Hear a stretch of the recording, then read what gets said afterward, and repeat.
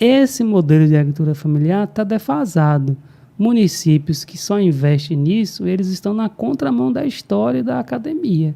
Cada vez mais, o modelo de agricultura familiar que está dando certo é a agricultura familiar polivalente, em que o produtor ele tem várias atividades ao mesmo tempo. Por quê? No momento que uma não está dando, ele está tirando a renda de outro. Se você só investe na cultura do sequeiro, do feijão e do milho, primeiro, é uma atividade de alto risco, que depende 100% do fator climático, de alto volume de investimento, que depende de crédito agrícola. Se você não tem uma política de crédito agrícola, você já inviabiliza a produção. Você vai ter um outro tipo de autofinanciamento dessa produção que endivida o produtor. Então, se você não diversifica a sua matriz de produção da agricultura familiar, você está só remando contra a maré.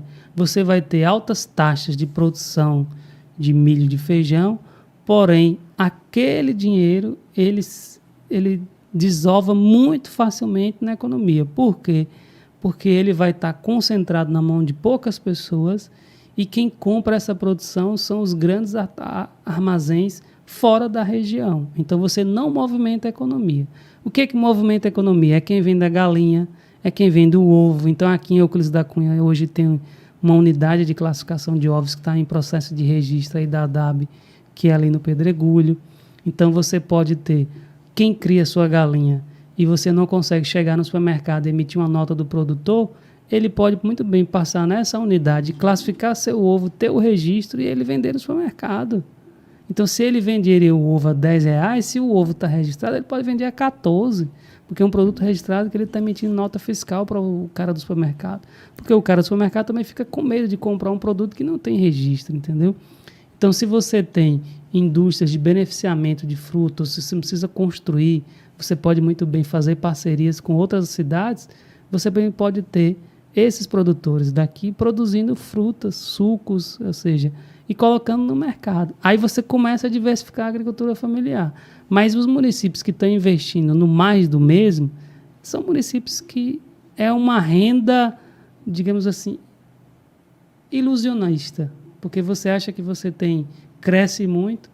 E eu estou falando isso, Euclides da Cunha também é um exemplo disso, quando você olha o PIB. Se você olhar o PIB agropecuário de algumas cidades, ele tem boom na curva econômica e depois ele decresce. Por quê? Ele vai ter um pico de crescimento naquela produção e depois ele desaparece essa renda, porque a agricultura familiar não está diversificada. Então, a agroindustrialização é um caminho que nós temos para aumentar essa diversificação da renda do produtor. Se você não faz a agroindustrialização, você acaba não diversificando essa renda. Então, a experiência nossa da Coopercook ajudou também a gente começar a perceber, não precisa. E, às vezes, também não precisa ser construído 10 fábricas de polpa de fruta em Euclides da Cunha. A gente tem uma experiência com a cooperativa de Tucano, em que eles levam as suas frutas para o Uauá, industrializam em Uauá e traz a polpa pronta. E eles distribuem lá em Tucano e também distribuem em algumas regiões aqui do Semiárido Nordeste 2.